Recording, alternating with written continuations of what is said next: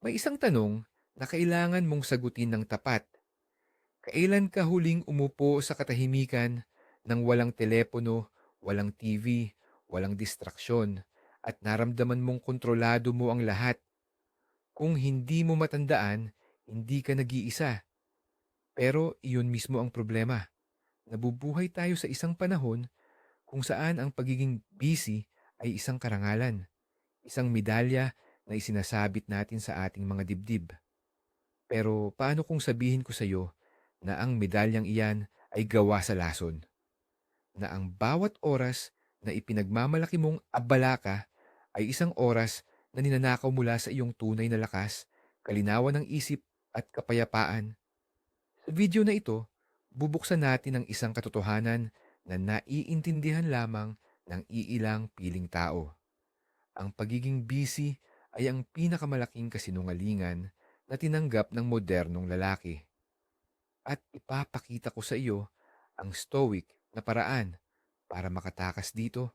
Kung sa tingin mo, ang pagiging busy ay kailangan para sa tagumpay, i-comment mo sa ibaba ang busy is power. Tignan natin kung magbabago ang isip mo pagkatapos nito. Ang lipunan ay nagtayo ng isang altar para sa hustle culture. Mula sa mga social media influencer hanggang sa mga CEO, ang mensahe ay iisa: magtrabaho hanggang sa maubos, matulog kapag patay na. Itinuturo sa atin na ang isang punong kalendaryo ay simbolo ng kahalagahan. Ang pagod ay simbolo ng pagsisikap at ang kakulangan sa oras para sa sarili ay isang sakripisyo para sa tagumpay. Ito ang modernong mito ng lalaki. Ang ideya na ang halaga mo ay nasusuukat sa dami ng iyong ginagawa, hindi sa kalidad ng iyong pagkatao o sa lalim ng iyong pag-iisip. Pero ang mga stoic na pilosopo, mula kay Seneca hanggang kay Marcus Aurelius, ay matatawa sa ideyang ito. Para sa kanila, ang isang buhay na puno ng walang kabuluhang aktibidad ay hindi isang buhay na pinili, kundi isang buhay na isinuko. Isinuko sa kagustuhan ng iba, sa ingay ng mundo, at sa takot na harapin ang sarili sa katahimikan. Ang problemang hinaharap natin ngayon ay hindi kakulangan sa oras. Ito ay isang epidemya ng maling prioridad at kawalan ng direksyon. At ang lunas ay hindi mas maraming life hacks or productivity apps. Ang lunas ay isang radikal na pagbabago sa paraan ng iyong pag-iisip. Unang bahagi, ang anatomya ng pagiging abala. Bago natin ito labanan, kailangan muna nating maintindihan. Ang pagiging busy ay madalas na isang maskara, isang panakip sa mas malalim na issue. Tanungin mo ang sarili mo, ano ang tunay na laman ng iyong pagiging abala? Ito ba ay mga gawain na direktang nag-aambag sa iyong pinakamataas na layunin? O ito ba ay isang koleksyon ng mga maliliit na bagay, mga email, mga meeting, mga request na pinupuno mo sa iyong araw para maramdaman mong may ginagawa ka? Para sa marami, ang pagiging abala ay isang paraan upang takasan ang mas mahirap na tanong: ano ba talaga ang dapat kong gawin sa buhay ko? Ang pagiging abala ay nagbibigay ng peking pakiramdam ng direksyon. Ito ay tulad ng pagtakbo sa isang treadmill. Pawis ka, pagod ka, pero wala kang pinupuntahan. Ang unang hakbang sa stoic na paglaya ay ang pag-amin na marahil ang iyong pagiging abala ay hindi isang senyalis ng lakas, kundi isang sintomas ng takot. Ang pagkakaiba ng epektibo at abala. Ito ang sentral na punto na hindi naiintindihan ng karamihan. Ang isang taong abala ay sumusukat ng kanyang araw sa oras na ginugol sa pagtatrabaho. Ang isang taong epektibo ay sumusukat ng kanyang araw sa resulta. Ang abalang tao ay nagsasabing, nagtrabaho ako ng 12 oras ngayon. Ang epektibong tao ay nagsasabing, natapos ko ang pinakamahalagang bagay ngayon. Nakikita mo ba ang pagkakaiba? Ang isa ay nakatuon sa input, ang isa ay sa output. Ang stoicismo ay nagtuturo sa atin na ituon ang ating enerhiya sa mga bagay na may pinakamalaking epekto. Ito ay ang prinsipyo ng less but better. Mas kaunting gawain, pero mas mataas ang kalidad. Mas kaunting ingay, pero mas malalim ang pag-iisip. Ang lipunan ay nagbibigay ng gantimpala sa pagiging abala. Pinupuri nito ang mga taong laging on the go. Ngunit ang tunay na gantimpala, ang kalinawan ng isip, kapayapaan, at tunay na pag-unlad ay para lamang sa mga taong epektibo. Ang sikolohiya sa likod ng glorification of busy. Bakit natin ito ginagawa sa ating mga sarili? May dalawang pangunahing dahilan. Una, validation. Kapag sinabi mong busy ka, para mo na ring sinabing importante ka. Kailangan ka ng mundo. Hinahanap ka ng mga tao. Ito ay isang madaling paraan upang palakasin ang ating ego. Ito ay isang panlabas na sukatan ng ating halaga. Pangalawa, pag-iwas. Ang katahimikan ay nakakatakot para sa marami. Kapag wala kang ginagawa, napipilitan kang harapin ang iyong mga iniisip, ang iyong mga alalahanin, ang iyong mga pagkukulang. Ang pagiging abala ay ang perpektong distraksyon. Ito ang droga na pumipigil sa atin na maramdaman ang anumang hindi komportable. Ngunit sabi ni Seneca, ang buhay kung hindi mo alam kung paano ito gamitin ay maikli. Ang pagpuno sa bawat segundo ng walang kabuluhang gawain ay hindi paggamit sa buhay. Ito ay pag-aaksaya nito. Ang tunay na kumpiyansa ay nagmumula sa loob, hindi sa isang punong kalendaryo. Ang presyo ng pagiging abala, anxiety. Ang iyong isip ay parang isang computer. Mayroon itong limitadong processing power. Kapag binuksan mo ang napakaraming programa ng sabay-sabay, ano ang nangyayari? Bumabagal ito. Nagkakaroon ng error. Nag-crash. Ganyan din ang nangyayari sa iyong utak kapag palagi kang busy. Ang bawat gawain, bawat email, bawat notifikasyon ay isang bukas na tab sa iyong isipan. Ang patuloy na paglipat-lipat mula sa isang gawain patungo sa isa pa, nakilala bilang context switching, ay nakakapagod sa isip. Nagdudulot ito ng isang mababang antas ng stress na patuloy na nandoon. Ito ang pakiramdam na palagi kang may nakakalimutan, na palagi kang huli. Ito ang ugat ng modernong anxiety. Ang stoic na diskarte ay isara ang mga hindi kinakailangang tab. Mag-focus sa isang bagay sa isang pagkakataon. Ang pagiging single-tasker sa isang mundo ng multitaskers ay isang superpower. Ang presyo ng pagiging abala, decision fatigue. Alam mo ba kung bakit laging iisa ang suot ni na Steve Jobs at Mark Zuckerberg? Para bawasan ang bilang ng desisyon na kailangan nilang gawin sa isang araw. Ang bawat desisyon, gaano man kaliit, ay kumukonsumo ng mental energy. Mula sa kung anong kakainin sa almusal, anong damit ang isusuot, hanggang sa kung aling email ang uunahing sagutin. Kapag ang iyong araw ay puno ng maliliit at walang kwentang gawain, nauubos mo ang iyong decision-making power sa mga bagay na hindi mahalaga. Kaya pagdating sa mga malalaking desisyon, sa iyong karera, sa iyong relasyon, sa iyong kalusugan, wala ka ng mental energy na natitira. Pagod ka na. Kaya ang pipiliin mo ay ang pinakamadaling opsyon, hindi ang pinakamahusay. Ang pagiging abala ay sumisira sa iyong kakayahang magdesisyon ng tama.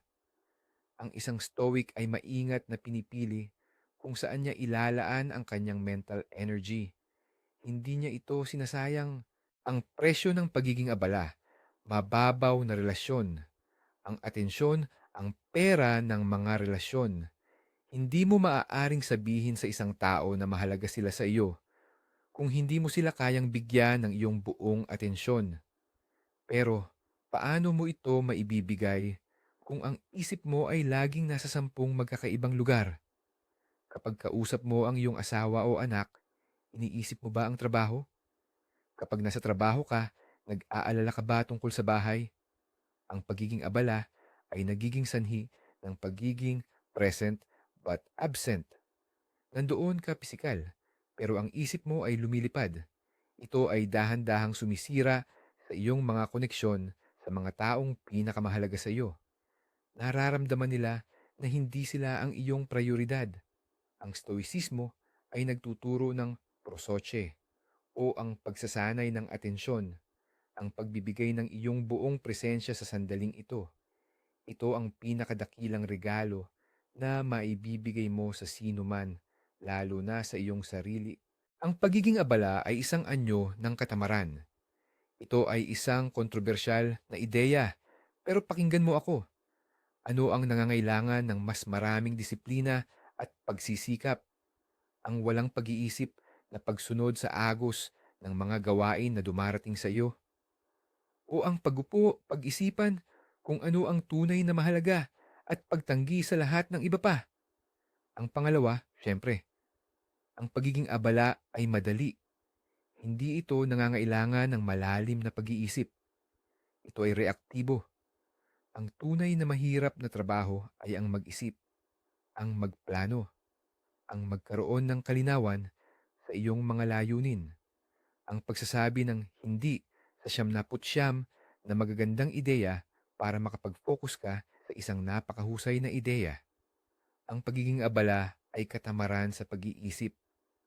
Ito ay pag-iwas sa responsibilidad na piliin ang iyong direksyon. Ang isang tunay na malakas na lalaki ay hindi takot sa mahirap na trabaho ng pag-iisip. Ang mito ng multitasking, ipinagmamalaki ng marami ang kanilang kakayahang mag-multitask. Pero ang katotohanan, ayon sa neuroscience, ay walang bagay na tulad ng multitasking. Ang ginagawa lang ng utak mo ay mabilis na paglipat-lipat ng atensyon mula sa isang gawain patungo sa isa pa. At sa bawat paglipat, may nawawalang enerhiya at focus. Isipin mo ang isang juggler. Habang mas maraming bola ang idinadagdag mo, mas malaki ang tsansa na may mahuhulog. Ganyan din sa iyong mga gawain. Ang pag-i-email habang nasa meeting or pag-scroll sa social media habang nanonood ng TV ay hindi nagpapataas ng iyong pagiging produktibo. Pinapababa nito ang kalidad ng lahat ng iyong ginagawa. Ang mga Stoic ay naniniwala sa paggawa ng isang bagay ng buo at tama. Concentrate every minute like a Roman, sabi ni Marcus Aurelius. Ibigay ang iyong buong sarili sa gawaing nasa harap mo at pagkatapos ay lumipat sa susunod. Ang dopamine loop ng pagiging abala. Mayroong kemikal na dahilan kung bakit tayo nagiging addict sa pagiging abala. Sa bawat maliit na gawain na natatapos mo, pagsagot sa isang email, pag-check sa isang item sa to-do list, naglalabas ang iyong utak ng maliit na dosis ng dopamine, ang feel-good hormone. Nagbibigay ito ng pansamantalang pakiramdam ng tagumpay. Ang problema ay, ang iyong utak ay naghahanap ng mas marami pa nito. Kaya hinahanap mo ang mga madaling gawain na nagbibigay ng mabilis na dopamine hit sa halip na mag-focus sa mga mahirap at pangmatagalang proyekto na tunay na mahalaga. Ikaw ay nagiging isang dopamine junkie, laging naghahanap ng susunod na fix mula sa isang notifikasyon o isang bagong email. Ang stoicismo ay ang pagsasanay na labanan ito. Ito ay ang pagpili sa tunay na kasiyahan ng malalim na trabaho kaysa sa mababaw na aliw ng pagiging abala. Ang ilusyon ng kontrol. Madalas, ang pagiging abala ay nagbibigay sa atin ng ilusyon na kontrolado natin ang ating buhay. Tignan mo ang lahat ng ginagawa ko.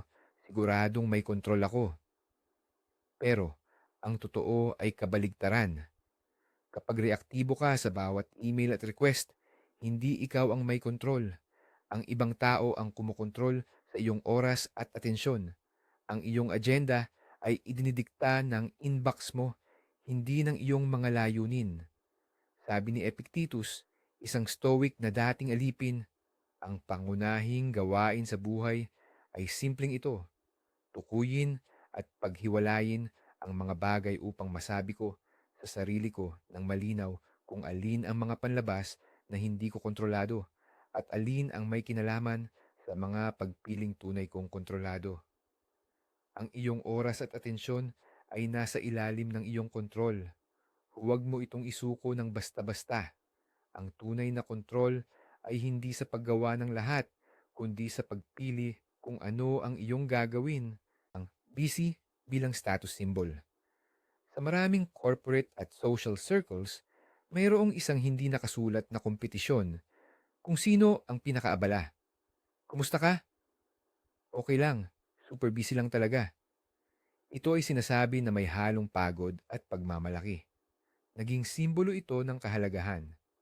Kung hindi ka abala, marahil ay hindi ka mahalaga. Ito ay isang nakalalasong mentalidad. Pinipilit nito ang mga tao na magpanggap na abala, kahit hindi naman. Pinupuno nila ang kanilang kalendaryo ng mga walang kwentang meeting para lang magmukhang importante. Ang isang stoic ay walang pakialam sa ganitong mga laro. Ang kanyang halaga ay hindi nakasalalay sa opinyon ng iba o sa kung gaano kapuno ang kanyang schedule. Ang kanyang halaga ay nagmumula sa kanyang karakter, sa kanyang integridad, at sa kanyang kakayahang mamuhay ayon sa kanyang mga prinsipyo, kahit na nangangahulugan ito ng pagkakaroon ng mas maraming libreng oras kaysa sa iba. Ang takot sa katahimikan. Huminto ka ng 1 minuto at isipin ito. Ano ang ginagawa mo kapag nag-iisa ka at walang ginagawa? Sa pila, sa elevator, o habang naghihintay ng kape? Ang sagot para sa karamihan ay kinukuha nila ang kanilang telepono. Hindi na tayo komportable sa katahimikan. Hindi na tayo komportable sa sarili nating mga isip. Kailangan natin ng patuloy na stimulation, patuloy na ingay. Ang pagiging abala ay ang sukdulang pagtakas mula sa sarili. Ngunit sa katahimikan, matatagpuan ang kalinawan. Sa katahimikan mo maririnig ang iyong intuisyon. Sa katahimikan mo malulutas ang mga malalaking problema. Sabi ni Seneca, ang lahat ng kalupitan ay nagmumula sa kahinaan. Ang takot sa katahimikan ay isang anyo ng kahinaan. Ang isang malakas na lalaki ay kayang umupo sa katahimikan at harapin ang anumang nasa kanyang isipan. Sa katunayan, hinahanap niya ang mga sandaling ito.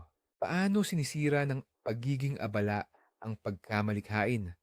Ang mga pinakamahusay na ideya ay hindi dumarating kapag pinuwersa mo ang mga ito. Dumarating sila kapag ang iyong isip ay relaxed at malaya. Sa shower, habang naglalakad, o bago ka matulog. Ang mga sandaling ito ng walang ginagawa ay mahalaga para sa iyong utak upang makabuo ng mga bagong koneksyon at malutas ang mga komplikadong problema. Ang patuloy na pagiging abala ay pumapatay sa mga sandaling ito. Wala kang binibigyan na espasyo para sa iyong isip na mag-isip ng malalim at malikhain.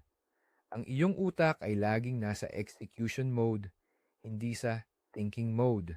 Ang resulta, paulit-ulit na mga ideya, kakulangan sa inobasyon, at paglutas ng problema sa mababaw na paraan. Kung gusto mong maging isang tunay na problem solver at visionary, kailangan mong maglaan ng oras para sa structured boredom, oras na walang agenda, oras para lang mag-isip. Ang epekto sa pisikal na kalusugan. Ang stress na dulot ng patuloy na pagiging abala ay hindi lamang mental, ito ay pisikal. Ang chronic stress ay nagpapalabas ng cortisol, ang stress hormone na sa katagalan ay maaaring magdulot ng mataas na presyon ng dugo, sakit sa puso, paghina ng immune system, at pagtaas ng timbang. Ang kakulangan sa tulog dahil sa kailangan kong tapusin ito ay sumisira sa iyong kakayahang mag-isip, mag-recover, at manatiling malusog. Ang iyong katawan ay hindi isang makina na maaaring tumakbo ng walang tigil. Kailangan nito ng pahinga, recovery, at tamang nutrisyon. Ang pagpapabaya sa iyong kalusugan sa ngalan ng pagiging produktibo ay ang pinakabobobong desisyon na maaari mong gawin. Dahil kapag bumagsak ang iyong katawan, lahat ng iyong pinaghirapan ay mawawala ng saysay. Sabi ng mga Stoic, alagaan mo ang iyong katawan. Ito ang tanging lugar na kailangan mong tirahan. Ang busy ay isang cycle na mahirap basagin. Nagsisimula ito ng dahan-dahan. Tatanggap ka ng isang extra na proyekto. Sasali ka sa isang bagong committee. Sasabihin mong, oo, sa lahat. Sa una, masarap sa pakiramdam. Pero habang tumatagal, ang mga responsibilidad ay nadadagdagan. Ang iyong oras ay lumiliit. Para makahabol, magtatrabaho ka ng mas mahabang oras. Magpupuyat ka. Isasakripisyo mo ang iyong ehersisyo at oras sa pamilya. Dahil pagod ka na, bumababa ang kalidad ng iyong trabaho. Dahil bumaba ang kalidad, mas matagal mong matapos ang mga gawain na nagiging sanhi ng mas mahabang oras ng trabaho. Ito ay isang pababang spiral, isang bitag na ikaw mismo ang gumawa. Ang pag-amin na ikaw ay nasa loob ng bitag na ito ay ang unang hakbang. Ang pag-unawa na kailangan mo ng isang bagong sistema, isang bagong pilosopiya ay ang susunod. At dito, papasok ang Stoicismo, ikalawang bahagi, ang Stoic na lunas. Ngayong naunawaan na natin ang sakit, oras na para pag-usapan ang lunas. Ang pundasyon ng Stoicismo ay isang simpleng ideya na may malalim na kapangyarihan, ang dichotomy of control. May mga bagay sa mundo na kaya mong kontrolin at may mga bagay na hindi. Ang mga bagay na hindi mo kontrolado ay ang panahon, ang ekonomiya, ang opinyon ng ibang tao, ang trapiko. Ang mga bagay na kontrolado mo ay ang iyong mga iniisip, ang iyong mga paghuhusga, ang iyong mga aksyon, at kung saan mo itutuon ang iyong atensyon. Ang isang stoic ay itinuon ang 100% ng kanyang enerhiya sa mga bagay na kaya niyang kontrolin at tinatanggap niya ng may kapayapaan ang mga bagay na hindi niya kontrolado. Ang pagiging abala ay madalas na resulta ng pagsubok na kontrolin ang hindi kontrolado. Ang pag-aalala sa mga bagay na wala sa iyong kapangyarihan. Ang unang stoic na lunas ay ang pagtanggap sa limitasyon ng iyong kontrol. Ang kapangyarihan ng amor fati sa iyong schedule. Ang amor fati ay isang Latin na parirala na nangangahulugang love of faith o pagmamahal sa kapalaran. Ito ang stoic na pagsasanay ng pagyakap sa lahat ng nangyayari sa iyong buhay, mabuti man o masama, bilang isang bagay na kinakailangan. Paano ito nauugnay sa pagiging abala?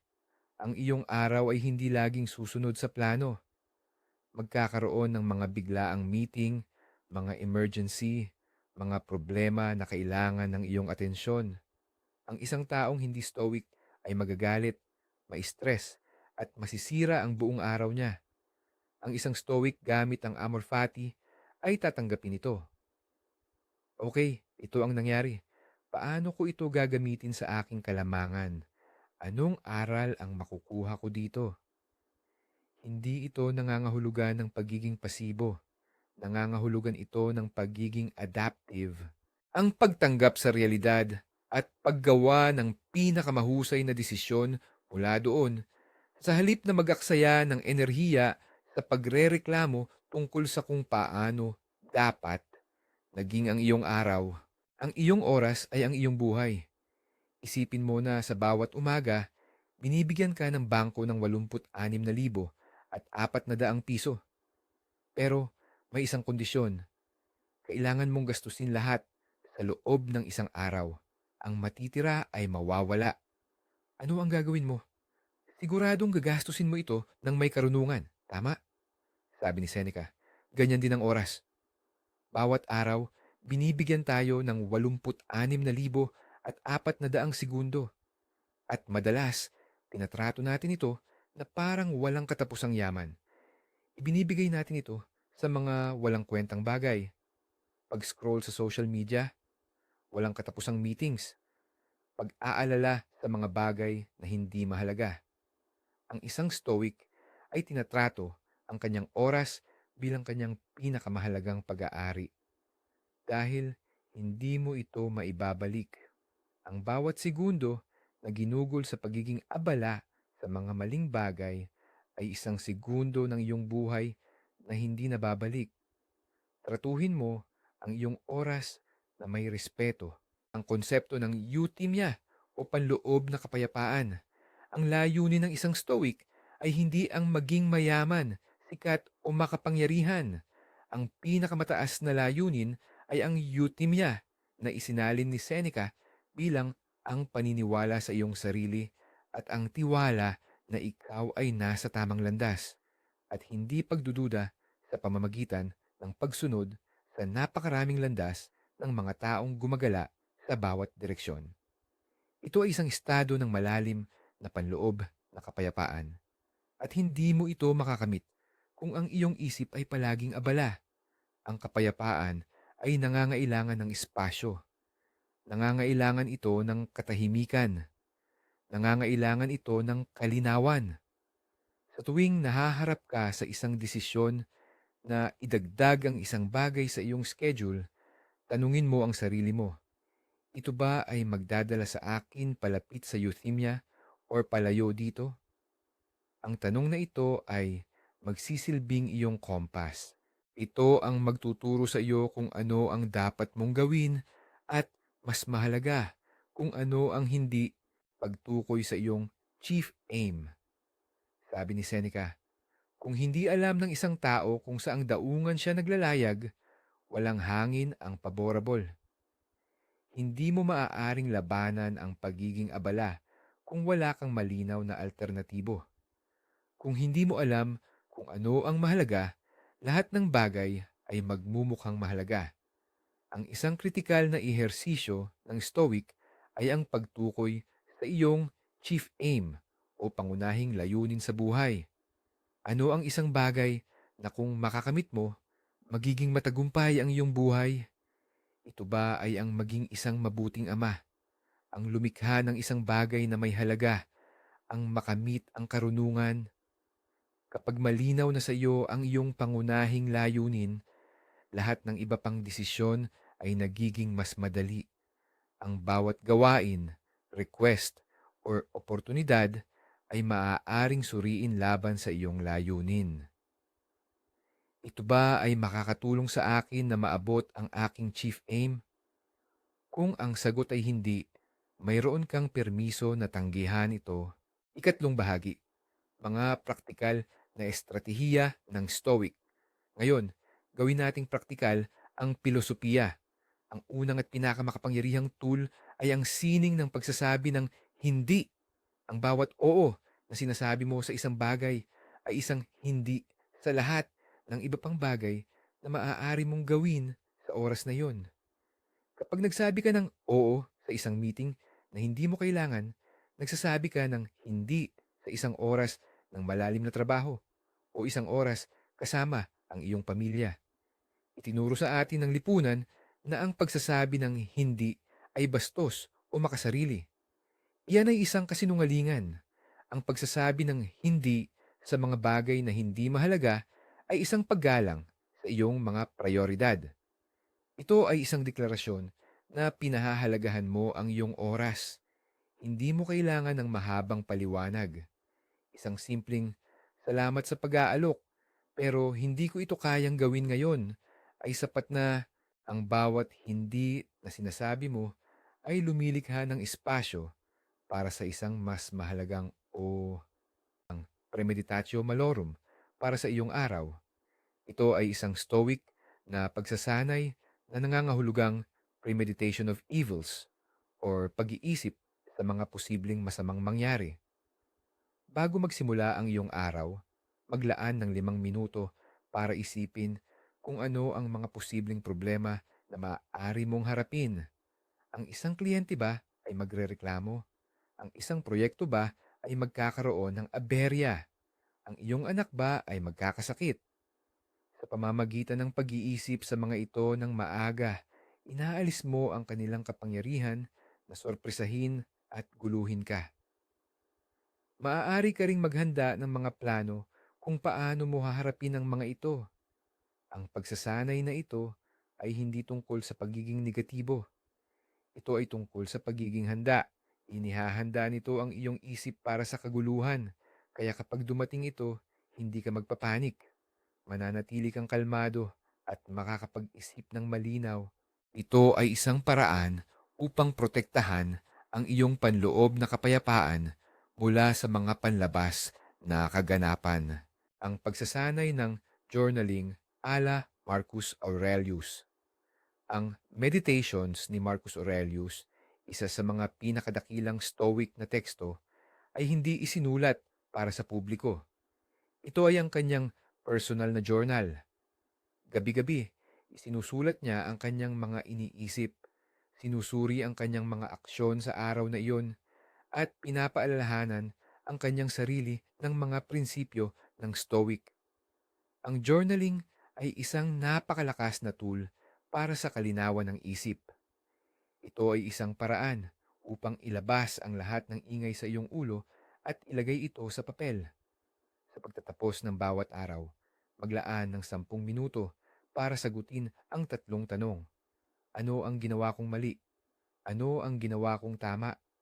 Anong aral ang natutunan ko? Ang simpleng gawaing ito ay magbibigay sa iyo ng kamalayan sa iyong mga pattern ng pag-uugali at tutulong sa iyong maging mas mahusay na bersyon ng iyong sarili kinabukasan. Ang konsepto ng deep work. Ang deep work ay isang termino na pinasikat ni Cal Newport na tumutukoy sa kakayahang mag-focus ng walang distraksyon sa isang cognitively demanding task.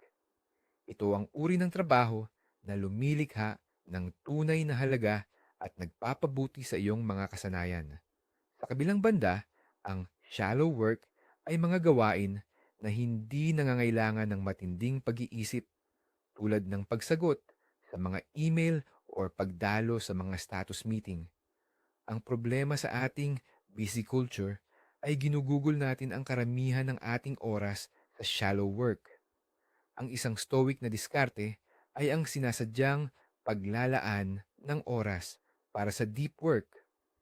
Mag-block ng 2 hanggang 4 na oras sa iyong kalendaryo kung saan hindi ka magbubukas ng email, hindi ka titingin sa iyong telepono, at magpopokus ka lamang sa iyong pinakamahalagang gawain. Ang isang oras ng deep work ay mas produktibo kaysa sa 8 oras ng pagiging abala. Digital minimalism.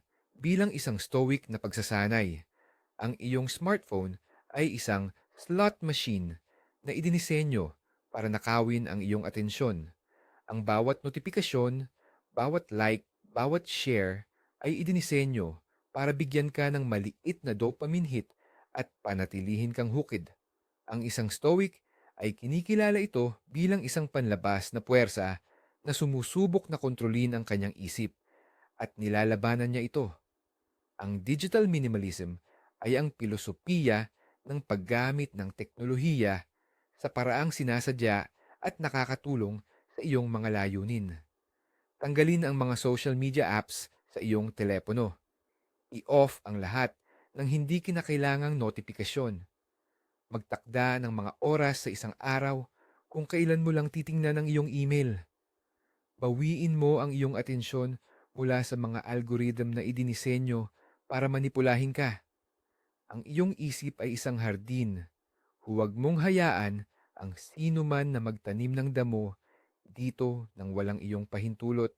Paggamit ng time blocking para sa intensyonal na pamumuhay. Ang time blocking ay isang paraan ng pag-schedule kung saan ang bawat minuto ng iyong araw ay may nakalaang gawain. Hindi ito tungkol sa pagiging rigid. Ito ay tungkol sa pagiging intensyonal. Sa halip na magkaroon ng isang mahabang to-do list, ikaw ay magpapasya ng maaga kung kailan at saan mo gagawin ang bawat gawain. Mag-block ka ng oras para sa deep work. Mag-block ka ng oras para sa pagsagot ng emails.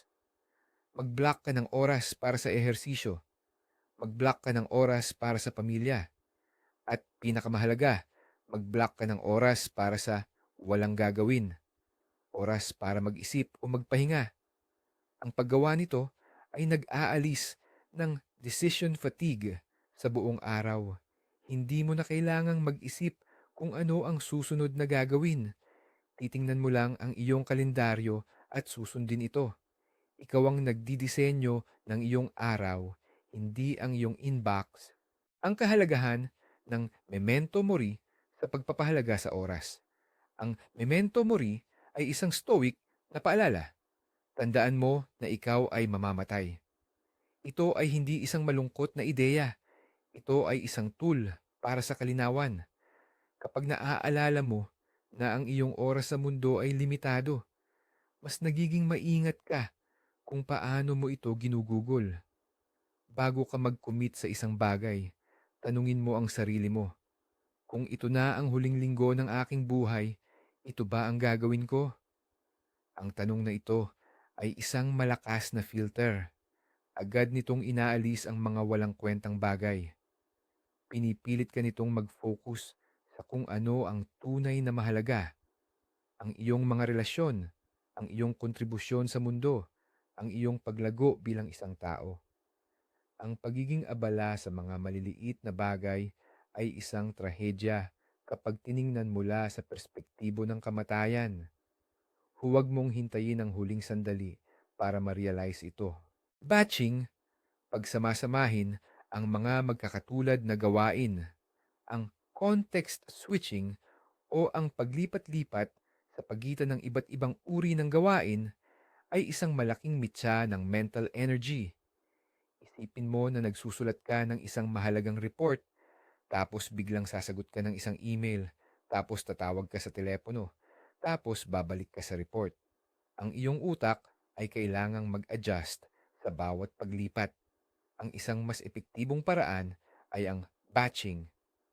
Pagsama-samahin ang mga magkakatulad na gawain at gawin sila ng sabay-sabay. Halimbawa, maglaan ng isang oras sa isang araw para sagutin lahat ng iyong emails. Maglaan ng isang block ng oras para sa lahat ng iyong mga tawag. Kapag nagsusulat ka, magsulat ka lang.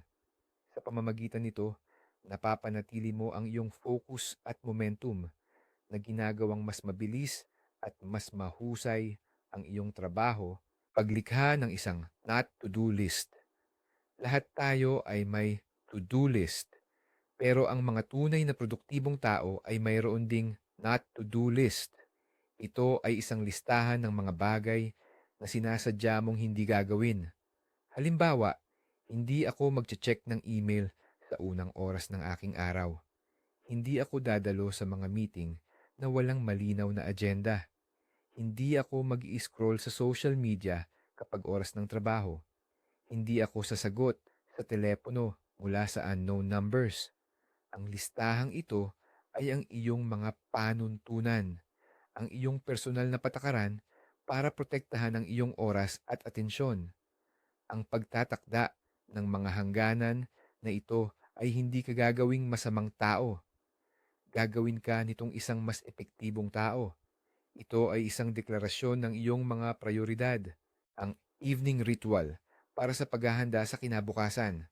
Kung paano mo tinatapos ang iyong araw ay kasing halaga ng kung paano mo ito sinisimulan. Marami ang nagtatapos ng kanilang araw sa pag-scroll sa telepono or panonood ng TV hanggang sa makatulog. Ang resulta, mababang kalidad ng tulog at isang magulong isip. Ang isang stoic ay may evening ritual. Ito ay isang serye ng mga gawain na naghahanda sa iyong isip at katawan para sa pahinga. Maaaring kasama dito ang pagsusulat sa iyong journal, pagbabasa ng libro, hindi sa screen, pag-iisip sa iyong araw, at pagpaplano para sa kinabukasan. Ang paggawa ng isang simpleng plano para sa susunod na araw, paglilista ng iyong 3 pinakamahalagang gawain ay mag-aalis ng anxiety at magbibigay sa iyo ng kalinawan pagkagising mo. Simulan mo ang iyong araw na may intensyon, hindi sa reaksyon. Ang pisikal na espasyo at ang epekto nito sa iyong isip. Ang iyong kapaligiran ay may malaking epekto sa iyong kakayahang mag-focus. Kung ang iyong workspace ay magulo at puno ng distraksyon, ang iyong isip ay magiging magulo rin. Sabi ni Marcus Aurelius, ang kaluluwa ay nababahira ng kulay ng kanyang mga iniisip. Ganoon din, ang iyong isip ay nababahira ng estado ng iyong kapaligiran. Maglaan ng oras para ayusin ang iyong desk. Tanggalin ang mga bagay na hindi mo kailangan. Siguraduhin na ang lahat ng kailangan mo para sa iyong deep work ay madaling maabot. Ang isang malinis at organisadong espasyo ay naghihikayat ng malinaw at organisadong pag-iisip. Ito ay isang simpleng pagbabago na may malaking epekto sa iyong pagiging produktibo at kapayapaan ng isip. Ang pagtanggap sa sapat na. Ang busy culture ay pinapalakas ng walang katapusang paghahangad ng mas marami pa, mas maraming pera, mas maraming tagumpay, mas maraming pagkilala. Hindi ito masama sa sarili nito, pero nagiging problema ito kapag wala kang konsepto ng sapat na. Palagi kang tumatakbo patungo sa susunod na goal, hindi kailanman nasisiyahan sa kung nasaan ka. Sabi ni Epicurus, na hindi isang stoic pero may kaugnayan dito. Walang sapat para sa isang tao na kung para kanino ang sapat ay napakaliit. Ang isang stoic ay nagsasanay na masiyahan sa kung anong mayroon siya habang nagsusumikap pa rin na maging mas mahusay. Ito ay ang balanse sa pagitan ng ambisyon at pasasalamat. Kapag alam mo kung ano ang sapat para sa iyo, hindi ka na magpapadala sa presyon na laging maging abala para lang makahabol sa iba. Ang pagsasanay ng negative visualization. Ito ay isa pang malakas na stoic na tool. Maglaan ng ilang minuto para isipin na nawala sa iyo ang mga bagay na pinapahalagahan mo. Ang iyong trabaho, ang iyong bahay, ang iyong kalusugan, o kahit ang iyong mga mahal sa buhay. Ang layunin nito ay hindi para maging malungkot, kundi para magkaroon ng malalim na pasasalamat sa mga bagay na kadalasan ay isinasawalang bahala natin. Kapag ginawa mo ito, ang mga maliliit na problema at abala sa iyong araw ay nawawala ng kapangyarihan. Ang isang nakakainis na email ay hindi na gaanong mahalaga kung ihahambing sa pagkawala ng iyong kalusugan. Ang pagsasanay na ito ay nagre-reset ng iyong perspektibo at nagpapaalala sa iyo kung ano ang tunay na mahalaga, na tumutulong sa iyong i-filter out ang mga walang kwentang bagay na pinagkakaabalahan mo. Ang paggamit ng mga mantra o paalala. Ang ating mga isip ay madaling makalimot, lalo na kapag tayo ay stressed o abala.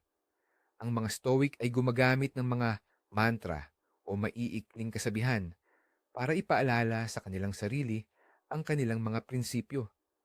Maaari kang magkaroon ng sarili mong mga mantra. Halimbawa, focus on what you can control.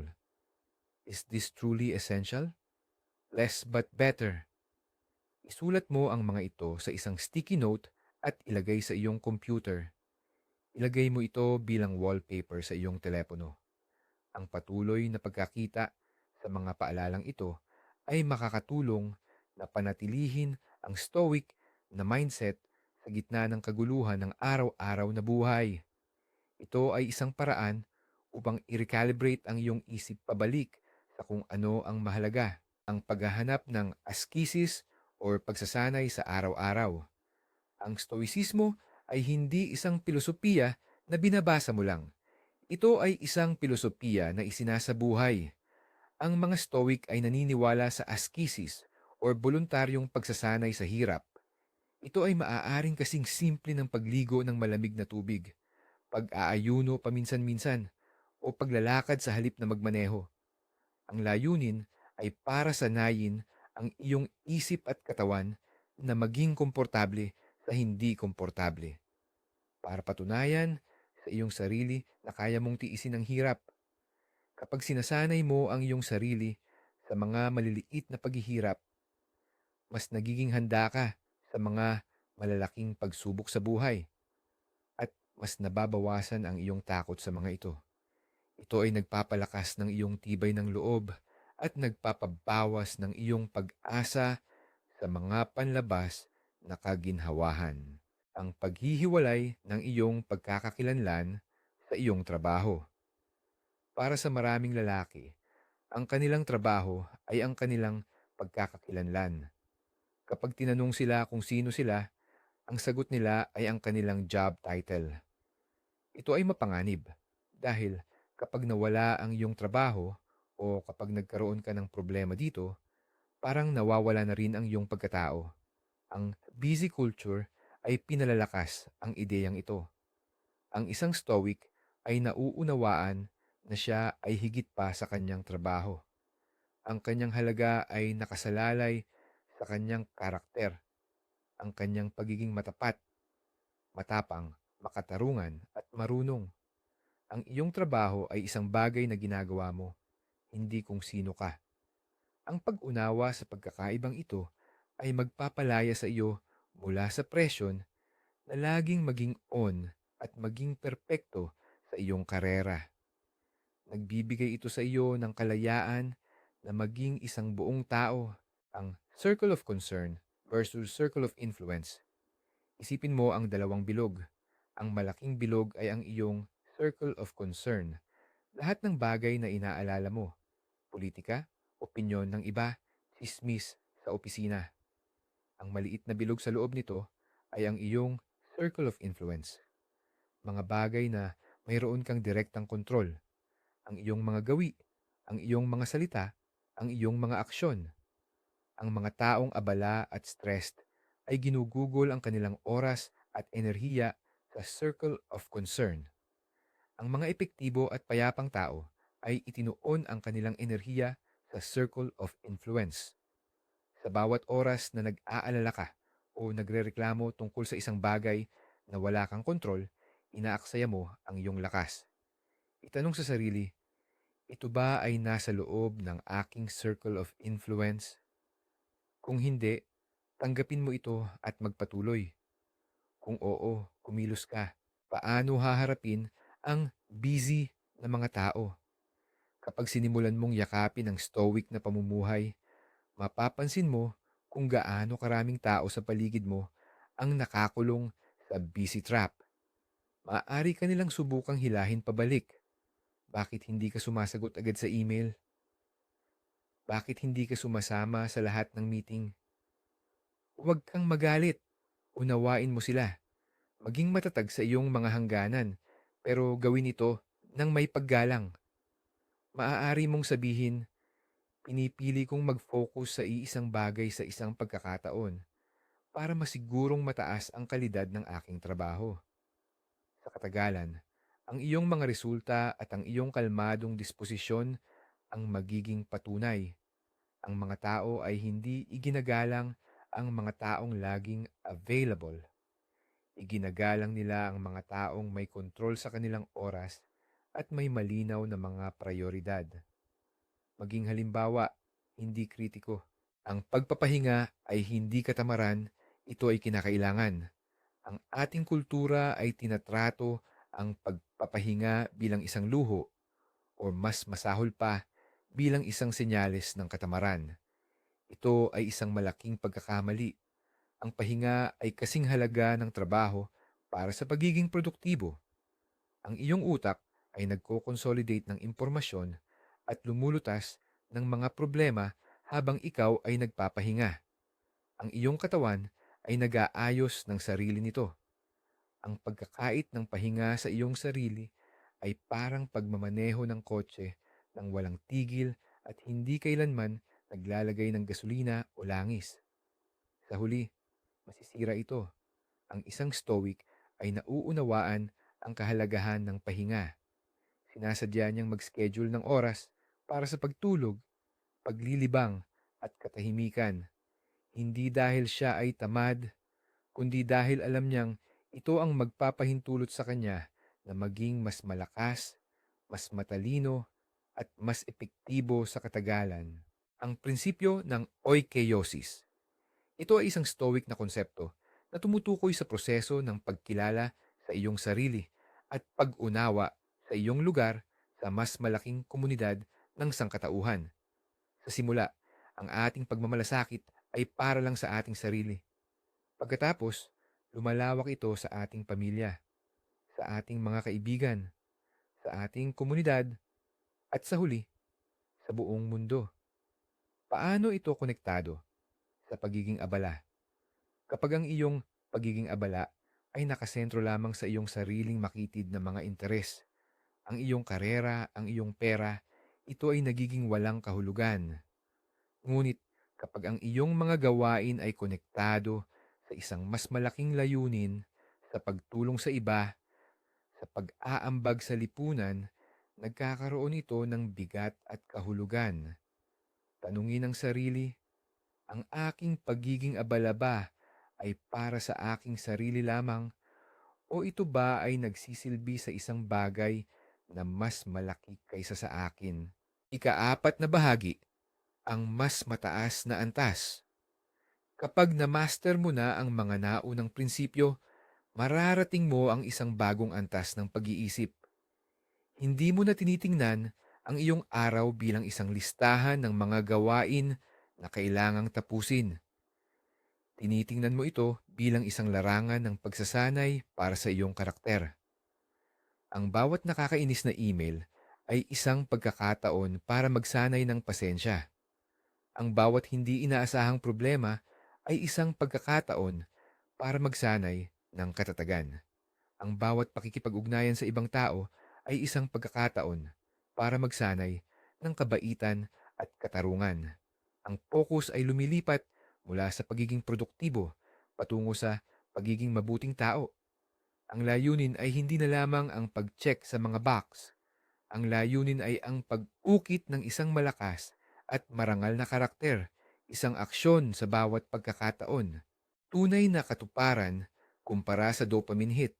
Ang kasiyahan sa pag-check ng isang item sa to-do list ay panandalian. Ito ay isang mababaw na kasiyahan. Ang tunay na katuparan ay mas malalim. Ito ay nagmumula sa paggawa ng isang bagay na mahirap at mahalaga.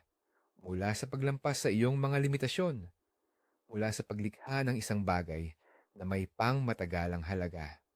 Ang pagiging abala ay nagbibigay sa atin ng maraming maliliit na dopamine hits, ngunit ninanakaw nito sa atin ang pagkakataon para sa tunay na katuparan. Ang isang stoic ay pinipili ang pangmatagalang katuparan kaysa sa panandaliang kasiyahan.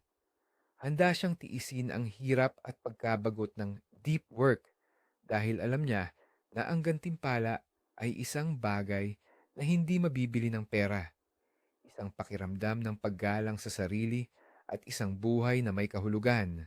Pagbuo ng isang buhay na may layunin, hindi lang isang schedule ng mga gawain. Isipin ng dalawang lalaki. Ang una ay may perpektong schedule. Bawat minuto ng kanyang araw ay nakaplano at naisa sa katuparan ng walang palya. Pero wala siyang malinaw na dahilan kung bakit niya ginagawa ang lahat ng ito. Ang pangalawang lalaki ay may kaunting kaguluhan sa kanyang schedule. Ngunit ang lahat ng kanyang ginagawa ay nakatuon sa isang malinaw at makabuluhang layunin. Sino sa tingin mo ang mas mayaman sa diwa? Ang pagiging organisado ay isang tool, hindi ang layunin. Ang stoicismo ay hindi tungkol sa pagiging isang robot ng produktibidad. Ito ay tungkol sa paggamit ng mga tool tulad ng disiplina at focus para bumuo ng isang buhay na may kahulugan. Ang iyong kalendaryo ay dapat na isang salamin ng iyong mga pinahahalagahan, hindi isang kulungan. Paano nakakakuha ng mas maraming respeto ang isang kalmadong isip? Sa isang meeting, sino ang mas nakakakuha ng respeto? Ang taong laging nagmamadali, nagsasalita ng mabilis, at mukhang stressed? O ang taong kalmado, nagsasalita ng may pag-iisip, at nagpapakita ng kontrol sa sitwasyon? Ang sagot ay malinaw. Ang kalmado ay kapangyarihan. Kapag ikaw ay hindi reaktibo, kapag hindi ka nadadala ng emosyon, mas nakakapag-isip ka ng malinaw, mas nakakagawa ka ng mas mahusay na mga desisyon, at nakikita ito ng mga tao. Ang iyong kalmadong presensya ay nagbibigay ng kumpiyansa sa mga nasa paligid mo. Sa isang mundo na puno ng anxiety at kaguluhan, ang isang taong may kontrol sa kanyang panloob na estado ay isang beacon ng lakas. Ang pag-alis sa pagiging abala ay hindi ka gagawing tamad sa paningin ng iba. Gagawin ka nitong isang tao na may tunay na autoridad, ang tunay na kahulugan ng kalayaan. Marami ang nag-aakala na ang kalayaan ay ang pagkakaroon ng kakayahang gawin ang lahat ng gusto mo, ang magkaroon ng maraming pera para bilhin ang lahat. Pero sabi ng mga Stoic, iyan ay isang ilusyon. Ang tunay na kalayaan ay panloob. Ito ay ang kalayaan mula sa iyong sariling mga hindi makatwirang pagnanasa, takot at emosyon. Ito ay ang kalayaan mula sa pangangailangan ng pag-apruba ng iba. Ito ay ang kalayaan mula sa pagkaalipin sa iyong sariling ego. At ang pagiging abala ay isang anyo ng pagkaalipin. Ito ay pagkaalipin sa iyong inbox, sa iyong kalendaryo, sa mga inaasahan ng ibang tao.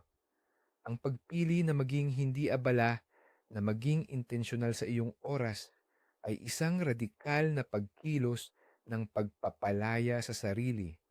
Ito ay ang pagdeklara na ikaw at ikaw lamang ang Panginoon ng iyong isipan at ng iyong buhay, ang view from above. Ito ay isang huling stoic na pagsasanay. Isipin mo na lumilipad ka pataas, papalayo sa iyong sarili. Nakikita mo ang iyong bahay, ang iyong lungsod, ang iyong bansa. Patuloy kang lumilipad pataas hanggang sa makita mo ang buong mundo bilang isang maliit na bola. Mula sa perspektibong ito, gaano kahalaga ang email na yon na nagpapastress sa iyo? Gaano kalaki ang problema sa trabaho na iyon? Ang pagsasanay na ito ay nagbibigay ng perspektibo. Ipinapaalala nito sa atin na ang karamihan sa mga bagay na ating pinagkakaabalahan ay napakaliit sa grand scheme of things. Ito ay hindi para maliitin ang ating mga problema, kundi para ilagay sila sa tamang sukat, para tulungan tayong mag-focus sa kung ano ang tunay na may bigat at kahalagahan sa maikling panahon natin sa mundong ito. Ang pagiging abala ay isang pagpipilian. Ito ang pinakamahalagang punto sa lahat. Hindi ka biktima ng iyong schedule. Hindi ka biktima ng iyong trabaho. Sa bawat sandali, mayroon kang pagpipilian. Ang pagpili kung saan mo itutuon ang iyong atensyon. Ang pagpili kung ano ang sasabihin mong o at hindi. Ang pagiging abala ay naging isang ugali, isang default na setting. Pero tulad ng lahat ng ugali, maaari itong baguhin. Nangangailangan ito ng kamalayan. Nangangailangan ito ng intensyon. At nangangailangan ito ng tapang. Ang tapang na tanggihan ang inaasahan ng lipunan. Ang tapang na harapin ang katahimikan. Ang tapang na magdisenyo ng sarili mong buhay. Sa halip na hayaan ang mundo na idikta ito para sa iyo. Ang kapangyarihan ay nasa iyong mga kamay. Ang ataraksya, ang estado ng walang kaguluhan. Higit pa sa euthymia, mayroong ataraksya, isang estado ng perpektong kapayapaan ng isip, isang kalayaan mula sa lahat ng mental na kaguluhan. Ito ang sukdulang layunin ng isang stoic sage, isang estado kung saan ang mga panlabas na kaganapan ay wala ng kapangyarihan na guluhin ang iyong panloob na katahimikan. Marahil ay hindi natin ito maaabot ng perpekto, ngunit ang paglalakbay patungo dito ang mahalaga. Ang bawat pagkakataon Napipiliin mo ang focus kaysa distraksyon, ang kalmado kaysa stress. Ang mahalaga kaysa sa madalian ay isang hakbang palapit sa ataraxia. Ang pag-alis sa pagiging abala ay hindi lamang isang productivity hack. Ito ay isang espiritual na pagsasanay. Isang landas patungo sa tunay na kalayaan at kapayapaan. Pagsusuri sa iyong ideal day. Kung walang anumang limitasyon, ano ang itsura ng iyong perpektong araw? Anong oras ka gigising? Ano ang una mong gagawin? Ano ang iyong kakainin? Anong uri ng trabaho ang gagawin mo? Sino ang iyong makakasama? Maglaan ng oras upang isulat ito ng detalyado. Ang ehersisyong ito ay hindi isang pangarap lamang. Ito ay isang blueprint. Kapag malinaw na sa iyo kung ano ang iyong ideal, maaari mong simulang gumawa ng maliliit na pagbabago sa iyong kasalukuyang buhay para mapalapit dito. Marahil ay hindi mo ito makakamit agad, ngunit ang pagkakaroon ng malinaw na larawan ng iyong patutunguhan ay gagabay sa iyong mga desisyon. Pipigilan ka nito na mag-aksaya ng oras sa mga bagay na hindi umaayon sa buhay na gusto mong itayo. Ang responsibilidad sa iyong atensyon. Sa information age, ang pinakamahalagang yaman ay hindi na pera o kapangyarihan. Ito ay atensyon. Ang lahat ng kumpanya, mula sa social media giants hanggang sa news outlets, ay nakikipaglaban para sa iyong atensyon. Dahil alam nila na kung nasaan ang iyong atensyon, nandoon din ang iyong pera at ang iyong isip. Ang isang stoic ay kinikilala ang kanyang atensyon bilang isang sagradong yaman. Hindi niya ito ipinamimigay ng basta-basta. Pinipili niya ng may intensyon kung saan niya ito ilalagay. Ang bawat artikulo na binabasa mo, bawat video na pinapanood mo, bawat pag-uusap na sinasalihan mo, ay isang pamumuhunan ng iyong atensyon. Siguraduhin mo na ang iyong mga pamumuhunan ay nagbibigay ng magandang balik, hindi lamang umuubos ng iyong pinakamahalagang asset, ang epekto nito sa iyong pamumuno. Bilang isang lalaki, ikaw ay isang leader sa iyong pamilya, sa iyong trabaho, o sa iyong komunidad. Ang isang leader na laging abala, stressed, at reaktibo ay nagkakalat ng parehong enerhiya sa kanyang mga tauhan. Nagiging sanhi siya ng anxiety at kaguluhan. Sa kabilang banda, ang isang leader na kalmado, nakatuon, at may kontrol sa sarili ay nagbibigay ng inspirasyon, kumpiyansa, at katatagan.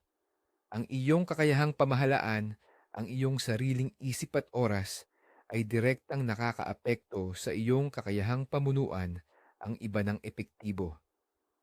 Kung gusto mong maging isang mas mahusay na leader, simulan mo sa pamamagitan ng pagiging Panginoon ng iyong sarili. Ang pag-alis sa pagiging abala ay hindi isang makasariling gawain. Ito ay isang kilos ng paglilingkod sa mga taong iyong pinamumunuan, ang flow state. Bilang resulta, ang flow ay isang psikolohikal na estado kung saan ikaw ay lubos na nakalubog sa isang gawain, nawawala ang iyong pakiramdam sa oras, at nagtatrabaho sa iyong pinakamataas na antas. Ito ang pinakamasaya at pinakaproduktibong estado na maaaring maranasan ng isang tao. Ngunit hindi mo mararating ang flow state kung palagi kang nagmumultitask at nagagambala. Ang flow ay nangangailangan ng matagal at hindi nagagambalang focus. Ang lahat ng stoic na estratehiya na pinag-usapan natin, deep work, time blocking, digital minimalism, ay idinisenyo para tulungan kang makapasok sa estado na ito ng mas madalas. Ang pagiging abala ay kaaway ng flow. Ang stoic na focus ay ang daan patungo dito. Ang pag-unawa na ito ay isang panghabambuhay na pagsasanay. Ang pagtakas mula sa busy trap ay hindi isang bagay na gagawin mo ng isang beses. Ito ay isang patuloy na laban. Magkakaroon ng mga araw na madadaig ka. Magkakaroon ng mga araw na babalik ka sa iyong mga lumang gawi. At okay lang yon. Ang mahalaga ay ang iyong kamalayan at ang iyong pangako na bumalik sa tamang landas. Sabi ni Seneca, hanggat nabubuhay ka, patuloy kang matuto kung paano mabuhay. Ang stoicismo ay hindi tungkol sa pagiging perpekto. Ito ay tungkol sa pag-unlad. Bawat araw ay isang bagong pagkakataon upang maging mas intensyonal, mas nakatuon at mas malaya. Ang mahalaga ay ang pagsisikap, hindi ang perpektong resulta, ang legacy ng iyong oras. Sa dulo ng iyong buhay, ano ang gusto mong maalala ng mga tao tungkol sa iyo? Na ikaw ay isang taong laging sumasagot agad sa email o na ikaw ay isang taong naglaan ng oras para sa mga bagay na tunay na mahalaga? Na ikaw ay isang mabuting ama, isang tapat na kaibigan, isang taong may integridad at karunungan? Ang bawat minuto na ginugugol mo ay isang boto para sa uri ng legacy na iiwan mo. Ang pagiging abala sa mga mababaw na bagay ay pagboto para sa isang mababaw na legacy. Ang paglalaan ng iyong oras sa malalim na trabaho, makabuluhang relasyon, at paglago ng sarili ay pagboto para sa isang legacy na magtatagal. Ang iyong oras ay ang hilaw na materyal ng iyong buhay.